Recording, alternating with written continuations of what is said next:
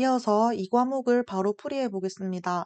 이 과목은 엑셀에 관한 문제로 21번부터 40번까지 구성되어 있습니다. 21번 문제입니다. 다음 중 날짜 및 시간 데이터에 관한 설명으로 옳지 않은 것은 1번 보기를 보시면 날짜 데이터를 입력할 때 연도와 월만 입력하면 일자는 자동으로 해당 월의 1일로 입력된다 라고 했는데 이게 무슨 말이냐면 엑셀에 2025/04 라고 입력하면 자동으로 2025년 4월 1일로 처리된다는 뜻입니다. 이런 걸 자동 보안 기능이라고 해요. 엑셀에 2025/04라고 입력하고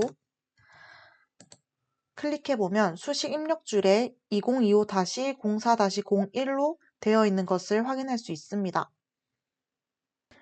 그래서 1번 보기는 옳은 설명입니다. 2번 셀에 4/9를 입력하고 엔터를 누르면 셀에는 04월 09일로 표시된다. 셀에 4/9를 입력하면 04월 09일로 표시되는 것을 확인할 수 있습니다.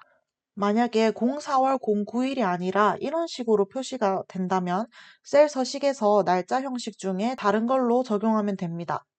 3번 날짜 및 시간 데이터의 텍스트 맞춤은 기본 왼쪽 맞춤으로 표시된다.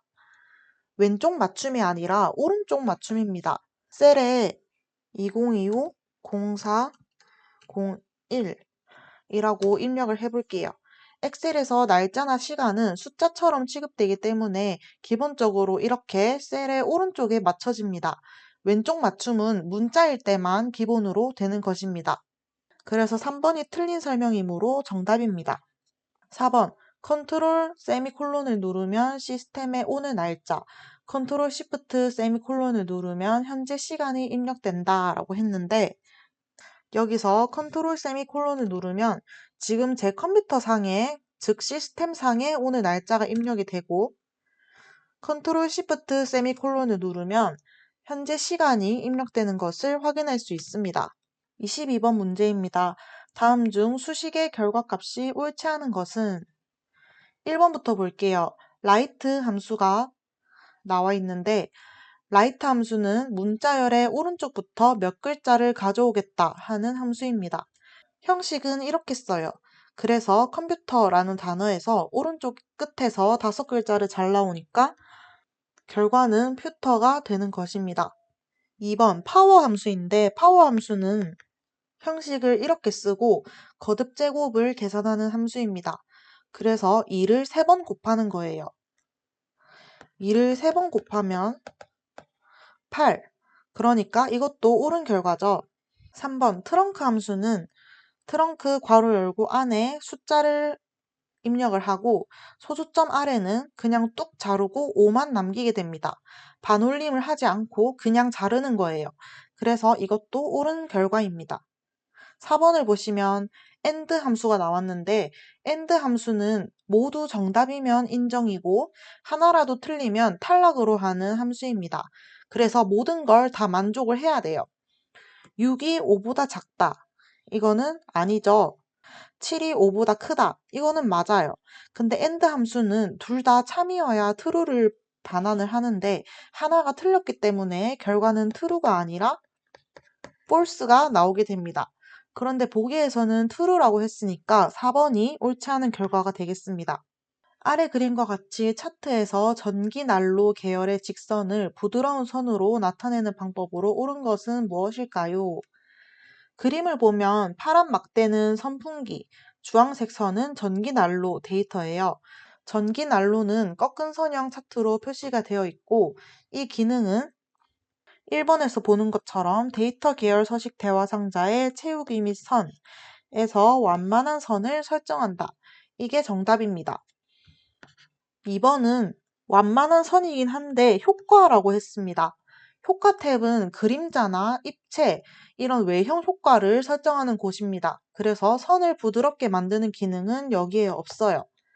3번을 보시면 곡선을 설정한다 라고 했는데 곡선이라는 항목은 엑셀의 차트 옵션에 존재하지 않습니다. 4번을 보시면 계열 옵션에서 부드러운 선을 설정한다 라고 했는데 부드러운 선 설정은 계열 옵션이 아니라 채우기 및 선 탭에 있습니다. 탭의 위치가 잘못됐기 때문에 오답입니다. 24번 다음 수식의 결과값으로 옳은 것은 보면은 라운드 다운 함수와 ABS 그리고 파워 함수가 등장합니다. 이번 문제는 엑셀 함수가 이렇게 복합적으로 사용된 수식 계산 문제예요. 하나씩 계산해보면 어렵지 않습니다. 먼저 수식을 다시 살펴볼게요. 주어진 수식을 보면 1단계 라운드 다운 함수는 소수점 아래 숫자를 다운시킨다. 버리는 함수예요. 그래서 반올림을 하지 않습니다. 165.657에서 소수 둘째 자리까지 남기고 그 이후는 버리니까 둘째 자리까지 남기고 버립니다. 그러면 165.65가 나옵니다. 자, 2단계 ABS 함수 안에 파워 함수가 들어있어요. 이럴 경우에는 안쪽부터 계산을 합니다. 그래서 파워 함수를 계산을 하면 마이너스 2, 3 파워 함수는 거듭 제곱을 계산하는 함수이기 때문에 마이너스 2를 3번 곱하면 마이너스 8이 나옵니다. 그래서 3단계 ABS 마이너스 8 ABS 함수는 절대값을 구하는데 절대값이라는 것은 숫자의 부호, 플러스, 마이너스 이런 것들을 무시하고 크기만 보는 것입니다. 그래서 이 결과는 8이 되겠죠. 자, 4단계 전체 수식을 계산할게요. 165.65 마이너스 8 하면 157.65가 나오게 됩니다. 따라서 157.65에 해당하는 것은 2번입니다. 25번 문제, 다음 중 괄호 안에 들어갈 바로가기 키로 옳은 것은 통합 문서 내에서 기억 키는 다음 워크시트로 이동, 니은 키는 이전 워크시트로 이동할 때 사용한다. 엑셀 파일 하나에는 여러 개의 시트, 그러니까 아래쪽에 보면 시트 1, 시트 2, 시트 3 이런 식으로 작은 페이지들이 쭉 있습니다. 그 사이를 키보드로 빠르게 이동하려면 바로가기 키를 알아야겠죠. 1번 보기를 보시면 홈키와 컨트롤 홈이 나오는데 홈키는 제가 셀을 아무데나 찍고 홈 버튼을 눌러볼게요. 그러면 제가 찍었던 행에서 맨 앞으로 이동하게 됩니다. 그리고 컨트롤 홈은 시트의 맨 처음, 그러니까 A1셀이 되겠죠. A1셀로 이동하는 것이기 때문에 시트 간의 이동과는 관련이 없어요. 2번을 보시면 컨트롤 페이지 다운, 컨트롤 페이지 업 이렇게 나오는데 컨트롤 페이지 다운은 다음 시트로 이동. 아래쪽을 보시면 시트 1에서 컨트롤 페이지 다운을 눌렀을 때 다음 시트, 시트 2로 이동하는 것을 확인할 수 있습니다. 그리고 컨트롤 페이지 업을 하면 다시 이전 시트로 이동을 합니다. 딱 문제에서 묻는 기능이죠.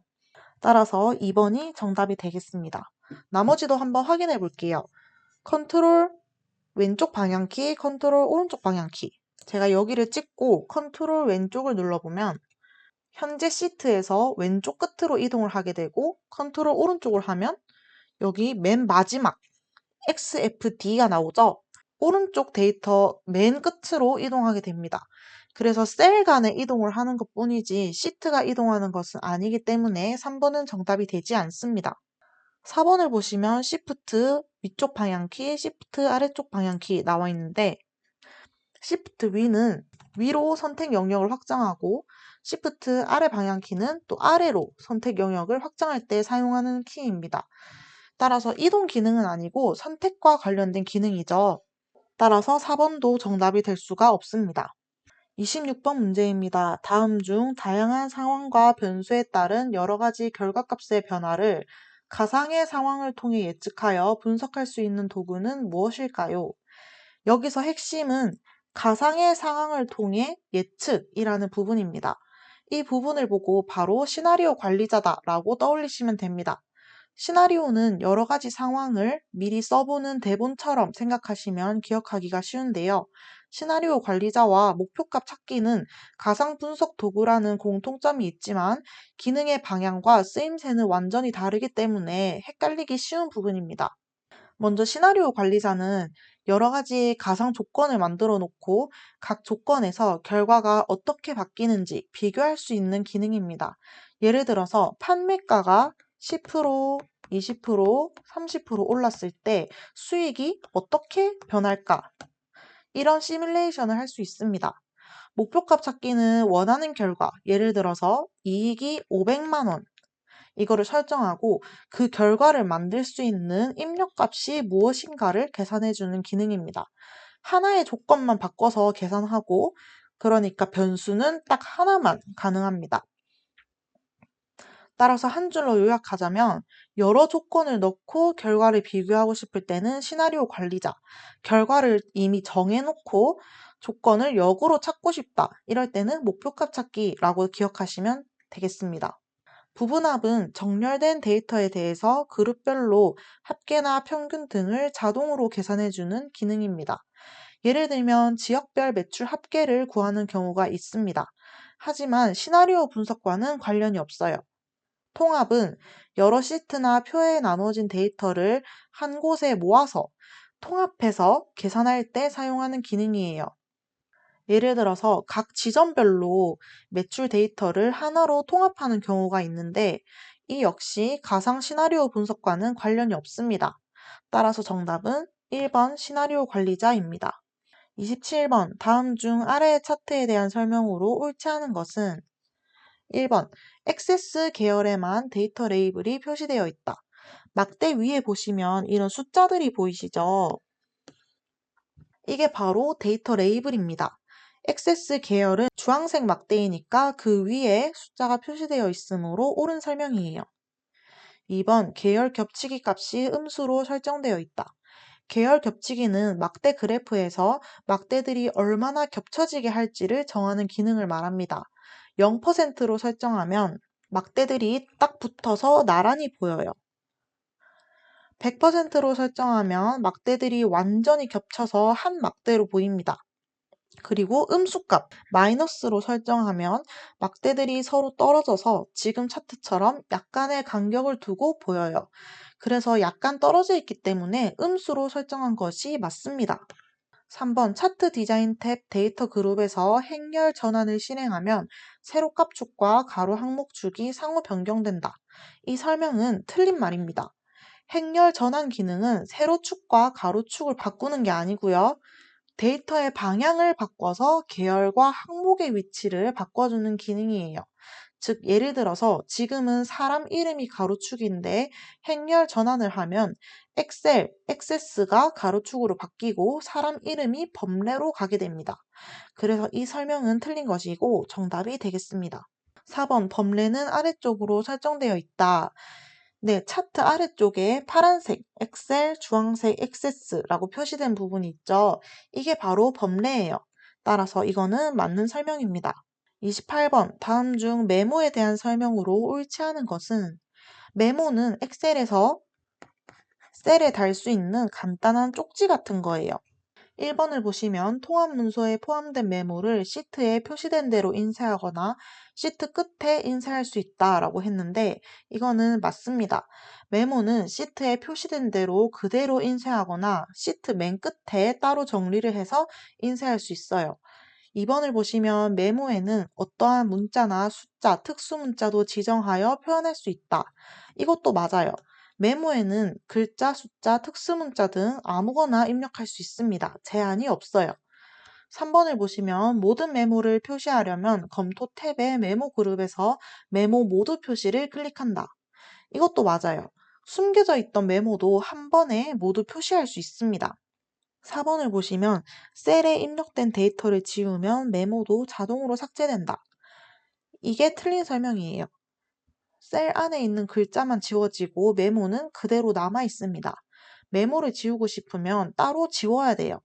따라서 정답은 4번입니다. 29번 다음 중 워크시트 관리에 대한 설명으로 옳지 않은 것은 1번 Shift를 이용하여 시트 그룹을 설정할 수 있다. 이거는 맞습니다. 시트 탭에서 Shift 키를 누른 채로 앞 뒤에 시트를 클릭하면 그 사이에 있는 시트들이 한꺼번에 선택돼요. 이렇게 묶인 시트를 시트 그룹이라고 합니다. 2번 여러 개의 워크시트를 선택한 후 컨트롤을 누른 채 시트 탭을 드래그하면 선택된 시트들이 복사된다. 이것도 옳은 설명이에요. 컨트롤을 누르고 시트를 끌면 같은 내용을 가진 시트가 하나 더 생기게 됩니다. 즉 복사가 되는 거예요. 3번 시트 이름에는 공백을 사용할 수 없으며 최대 256자까지 지정할 수 있다. 이 설명이 틀렸습니다. 우선 시트 이름은 공백을 사용할 수 있습니다. 시트 이름도 제목처럼 띄었어야 보기가 좋겠죠. 그리고 256자까지 된다고 했는데 너무 길죠? 한 줄 제목처럼 시트 이름은 딱 31자까지만 쓸 수 있습니다. 4번 시트 보호를 설정해도 시트의 이름 바꾸기 및 숨기기 작업을 수행할 수 있다. 이건 맞아요. 시트 보호는 셀에 있는 내용 변경을 막아주는 겁니다. 하지만 시트 이름 바꾸기나 숨기기는 보호되어 있지 않아서 할 수 있습니다. 따라서 정답은 3번이 되겠습니다. 30번 문제입니다. 다음 중 워크시트의 틀 고정 기능에 관한 설명으로 옳지 않은 것은 이 기능은 표가 길거나 넓을 때 제목줄이나 이름 같은 부분이 화면에 고정되게 해주는 정말 편리한 기능입니다. 말 그대로 가장자리의 틀을 고정해주는 거예요. 1번 워크시트에서 화면을 스크롤할 때 행 또는 열 레이블이 계속 표시되도록 설정하는 기능이다. 맞아요. 틀 고정을 하면 표를 아래로 내려도 제목행이나 이름열이 화면에 고정이 되어서 계속 보이게 됩니다. 예를 들어서 학생 이름이나 과목명이 사라지지 않고 계속 보이게 해주는 기능이에요. 2번 행과 열을 모두 잠그려면 창을 고정할 위치에 오른쪽 아래 셀을 클릭한 후 틀 고정을 실행한다. 이것도 맞는 말이에요. 예를 들어서 1행을 고정하고 A 열을 고정하고 싶다면 이렇게 셀이 있으면 1행과 A 열을 고정하고 싶으면 B2 셀을 클릭하고 틀 고정을 누르면 됩니다. 즉 고정하고 싶은 행과 열의 오른쪽 아래 셀을 선택하는 거예요. 3번을 보시면 틀 고정 기능에는 현재 선택 영역을 기준으로 하는 틀 고정 외에도 첫 행 고정, 첫 열 고정 등의 옵션이 있다. 맞습니다. 엑셀에서 보기 탭에 가면 틀 고정, 첫 행 고정, 첫 열 고정 이렇게 세 가지 선택지가 있어요. 필요에 따라 골라서 쓸 수 있습니다. 4번을 보시면 화면에 표시되는 틀 고정 형태는 인쇄 시에도 그대로 적용되어 출력된다 라고 했는데 이게 틀린 설명입니다. 틀 고정은 화면에서만 고정되는 기능이지 인쇄할 때는 적용되지 않습니다.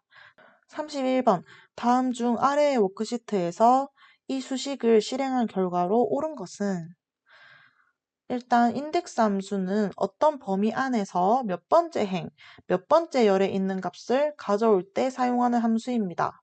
형식은 이렇게 생겼어요. 범위는 어떤 표 안에서 찾을지 정해주는 부분이고 행번호는 그 범위 안에서 몇 번째 행인지, 열번호는 그 범위 안에서 몇 번째 열인지를 말하는 것입니다. 문제에서 주어진 수식을 하나씩 보면 범위는 B2에서 D11로 주어졌고 그러니까 B2에서 D11 이렇게 범위가 주어졌어요.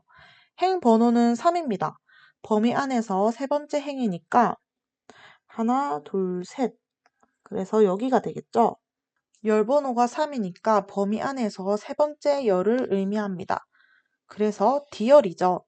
그럼 최종적으로 우리가 찾는 셀은 이 범위 안에서 3행, 3열의 교차점은 D4셀이고 그 값은 960만이에요. 따라서 여기에 해당하는 3번이 정답입니다. 실습으로도 한번 보여드릴게요. 자, 아무 셀에다가 인덱스 범위, 이 범위였죠? 이 범위에서 3행, 3열 하고 엔터를 누르면 960만 이게 나오게 되죠? 따라서 정답은 3번입니다. 32번 워크시트의 F8셀에 수식을 입력하는 중 달러를 한글 니은으로 잘못 입력했다. 이 경우에 옳은 메시지로 옳은 것은 원래 입력하려는 수식은 $F5 이건데 ni은 F5 이렇게 입력해버렸대요. 엑셀은 이거를 어떻게 받아들일까요? 엑셀은 수시간에 알 수 없는 글자나 단어가 들어오면 그거를 무슨 이름인지 정의된 이름인지 하고 생각을 합니다. 하지만 니은 F5라는 이름은 등록이 되어 있지 않기 때문에 이거를 무슨 이름인지 몰라서 네임 오류를 보여줍니다. 그래서 2번이 정답이고 나머지는 왜 아닌지도 살펴볼게요. 샵 NA 오류는 해당 값을 찾을 수 없다라는 뜻인데 주로 VLOOKUP 같은 함수에서 나옵니다. 그리고 3번의 널 오류는 연결이 잘못됐다라는 뜻인데 보통 셀 사이에 스페이스로 연결할 때 생겨요. 예를 들어서 A1 콜론 A2라고 입력을 해야 되는 거를 A1 한 칸 띄우고 A2 이렇게 잘못 입력한 경우 이때 이 오류가 발생하게 됩니다. 4번 밸류 오류는 수식에서 계산이 불가능한 값이 있을 때 나타나요. 예를 들어서 문자끼리 곱하려고 할 때 기억 곱하기 니은은 계산을 할 수가 없죠. 따라서 이럴 때 밸류 오류가 발생합니다. 33번 다음 중 하이퍼링크에 대한 설명으로 옳지 않은 것은 하이퍼링크는 클릭하면 다른 곳으로 이동할 수 있는 연결을 의미합니다. 하나씩 살펴볼게요. 1번 단추에는 하이퍼링크를 지정할 수 있지만 도형에는 하이퍼링크를 지정할 수 없다. 이 설명이 틀렸습니다. 왜냐하면 단추와 도형 둘 다 하이퍼링크를 지정할 수 있기 때문이에요. 2번 다른 통합 문서에 있는 특정 시트의 특정 셀로 하이퍼링크를 지정할 수 있다. 이건 맞는 설명입니다. 예를 들어서 다른 엑셀 파일인 book 2점 이거에 2번 시트에 A1 셀로 연결하는 하이퍼링크를 만들 수 있어요. 3번 특정 웹사이트로 하이퍼링크를 지정할 수 있다. 이것도 당연히 맞습니다. 예를 들어서 https www.naver.com 이런 웹사이트 주소를 하이퍼링크로 연결할 수 있어요. 이걸 클릭하면 바로 웹사이트로 이동합니다. 4번 현재 사용 중인 통합 문서의 다른 시트로 하이퍼링크를 지정할 수 있다. 맞습니다. 현재 열려있는 엑셀 파일 내에서 1번 시트에서 3번 시트의 B5셀로 바로 이동하는 하이퍼링크를 만들 수 있어요. 따라서 옳지 않은 것은 1번입니다. 34번 다음 아래의 왼쪽 시트에서 번호 열의 3행을 삭제하더라도 오른쪽 시트처럼 번호 순서가 1, 2, 3, 4, 5처럼 유지되도록 하는 방법은 지금 그림을 보시면요. 왼쪽에는 번호가 1부터 6까지 쭉 써 있고 그 중에서 3행을 삭제했더니 오른쪽처럼 번호가 다시 1, 2, 3, 4, 5로 자동 정리되어 있어요. 이런 식으로 번호가 자동으로 정리되게 하려면 번호를 직접 하나하나 쓰는 게 아니라 수식을 사용하셔야 합니다. 그 수식이 바로 로우-1입니다. 이게 왜 이렇게 써야 하는지 쉽게 알려드릴게요. 번호가 시작되는 셀은 A2셀입니다. A2셀은 엑셀 기준으로 2행이기 때문에 그냥 로우 함수를 쓰면 2가 나와요. 그런데 우리는 번호를 1부터 시작하고 싶죠. 그래서 2-1은 1이 되도록 마이너스 1을 붙여주는 거예요. 그래서 실제로 A2셀은 2-1이니까 1, A3셀은 3-1이니까 2 이런 식으로 번호가 차례대로 나옵니다. 그리고 나중에 중간에 어떤 줄을 삭제하더라도 나머지 셀들은 자동으로 다시 계산되기 때문에 번호가 1, 2, 3, 4, 5처럼 정갈하게 유지가 됩니다. 그래서 정답은 3번이에요. 자, 실습을 해볼게요. 자, B2셀에 는 로 이걸 입력하고 채우기 핸들을 내려보면 2, 3, 4, 5, 6, 7 이렇게 행 번호가 그대로 추출됩니다.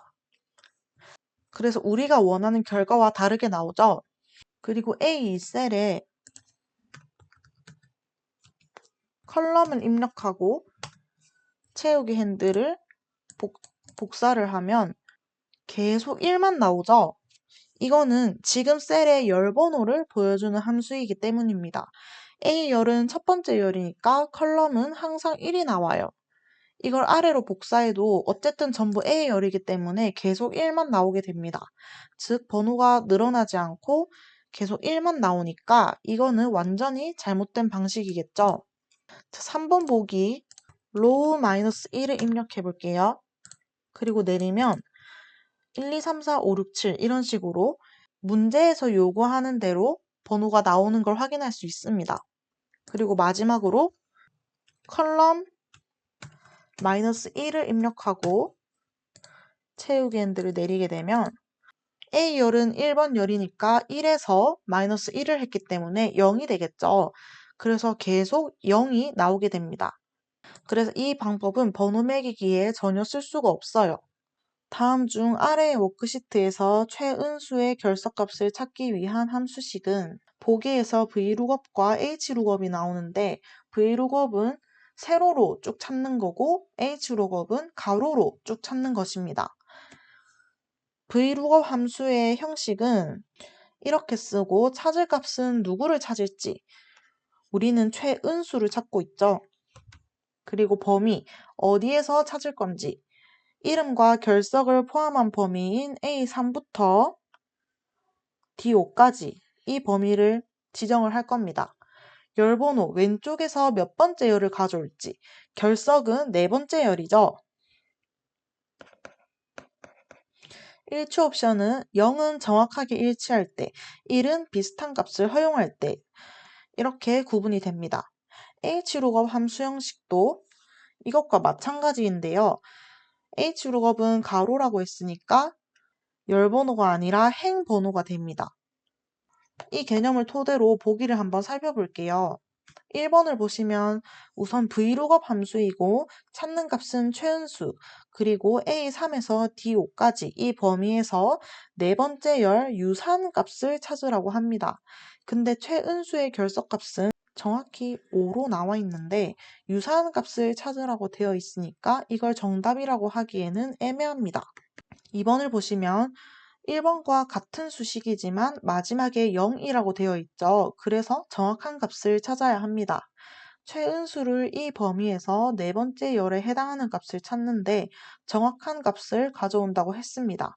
그래서 정확히 5가 출력되기 때문에 2번이 정답이 되겠습니다. 3번은 HLOOKUP이니까 가로로 찾는 함수이죠. 그런데 표는 세로 방향이죠. 그리고 이 범위에서 네 번째 행은 이 범위에서 하나, 둘, 셋, 네 번. 네 번째 행은 애초에 없습니다.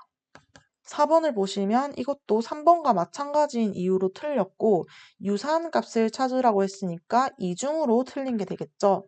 36번 문제입니다. 다음 중 입력 데이터에 주어진 표시 형식으로 지정한 경우 그 결과가 옳지 않은 것은 자, 보기 1번을 보시면 원본 데이터는 7.5, 표시 형식은 샵.00, 결과는 7.50으로 되어 있습니다.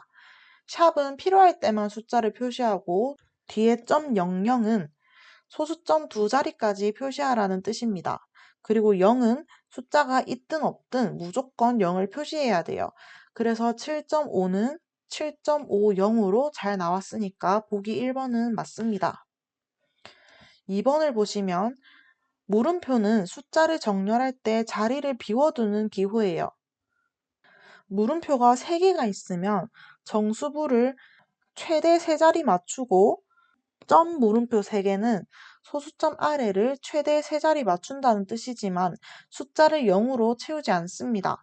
따라서 4.398은 공백으로 채워질 수 있지만 044.398처럼 0과 4를 앞에 넣는 것은 잘못된 결과입니다. 옳지 않은 결과이므로 2번이 정답이 되겠습니다.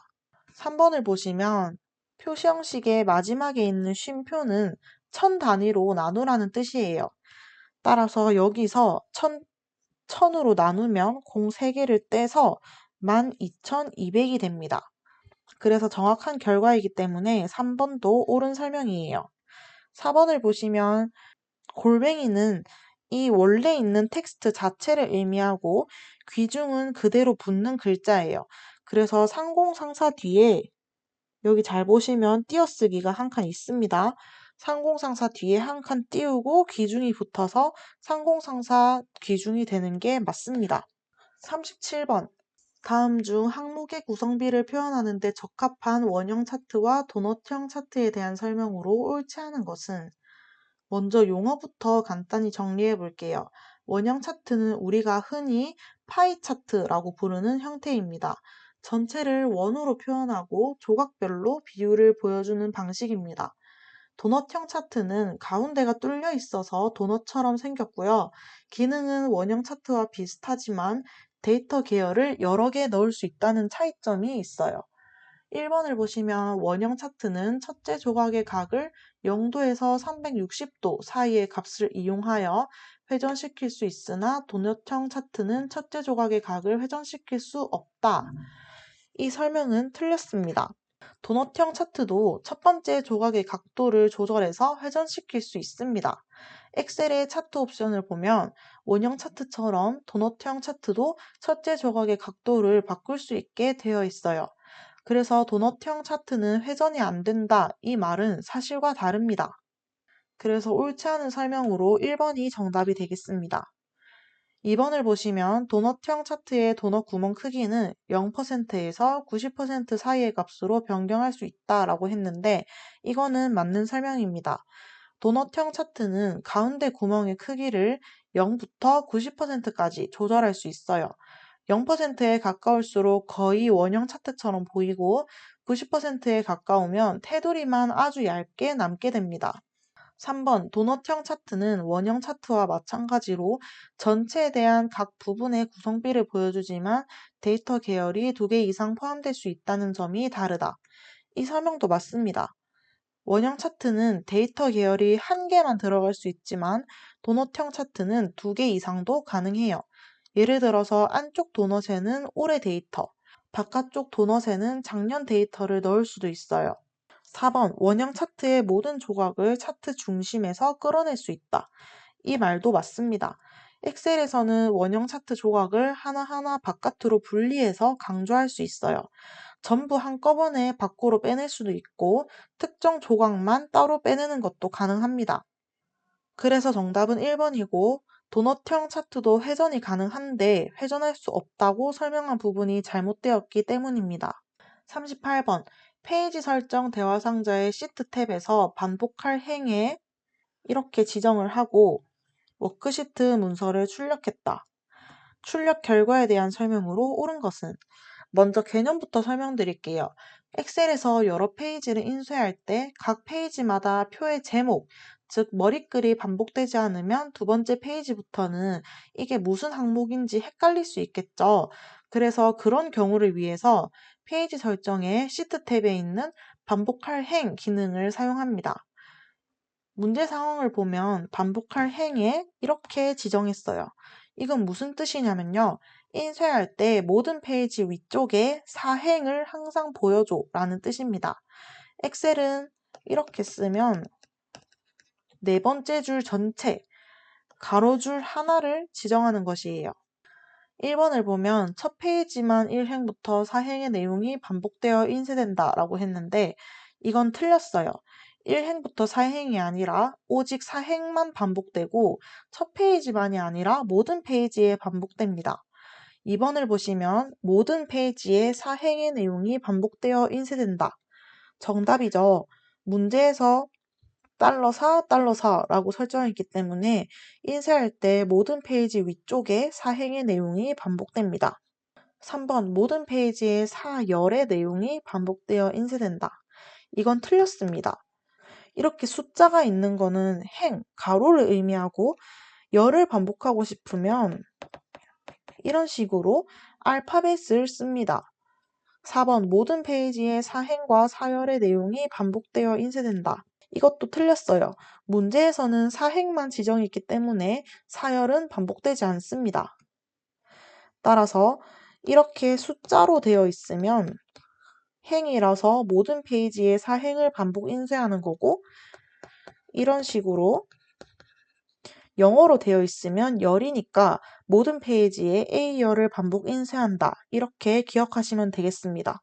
39번 다음 중 워크시트에 대한 설명으로 옳지 않은 것은? 1번 여러 개의 시트를 한 번에 선택하면 제목 표시줄의 파일명 뒤에 그룹이 표시된다.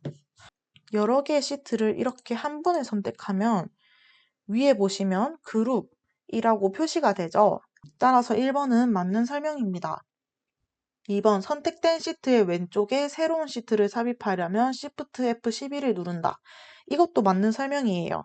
엑셀에서 Shift F12를 눌러보면 방금 시트 1이었는데 그 옆에 시트 4가 생성이 되었죠.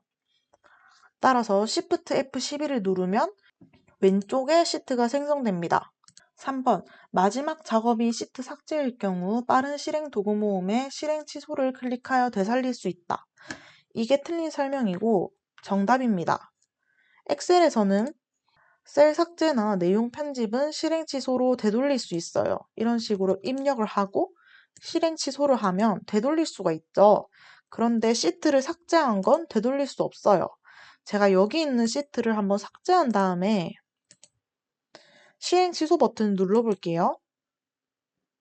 보시는 바와 같이 시트를 삭제한 것은 실행 취소를 눌러도 복구할 수가 없는 것을 확인할 수 있습니다.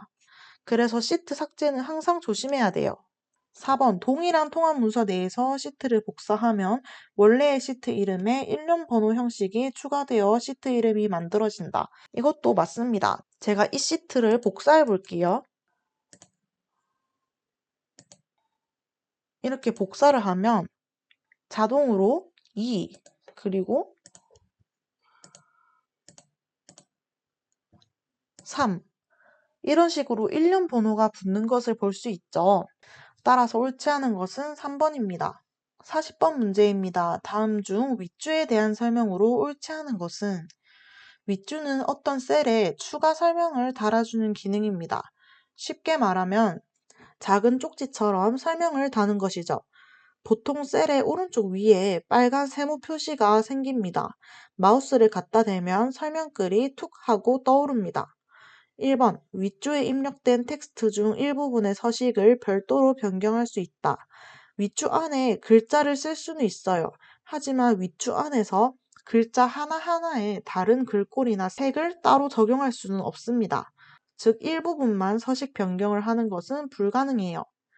2번 윗줄은 삽입해도 바로 표시되지 않고 홈 탭의 글꼴 그룹, 윗줄 필드 표시 숨기기를 선택해야만 표시된다.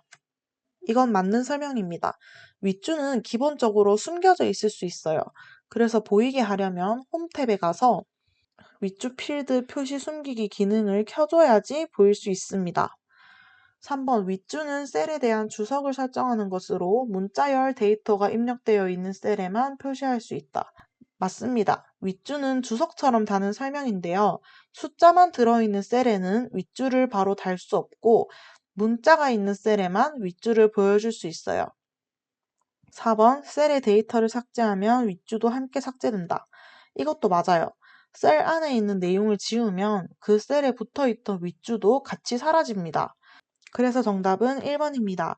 윗줄 안의 글자 중에 일부만 따로 서식을 바꾸는 것은 불가능하기 때문에 1번이 틀린 것입니다.